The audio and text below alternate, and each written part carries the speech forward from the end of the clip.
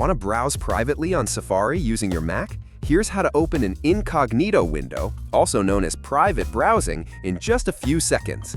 First, launch Safari from your Dock or Applications folder. Once it's open, go to the top menu bar and click on File.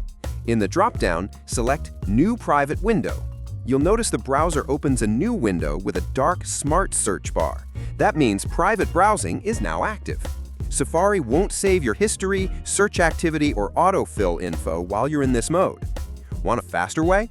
Use the keyboard shortcut, Shift, Command, and N, and a new private window will open instantly. You can open multiple private windows if needed, and each one will stay isolated from your normal browsing.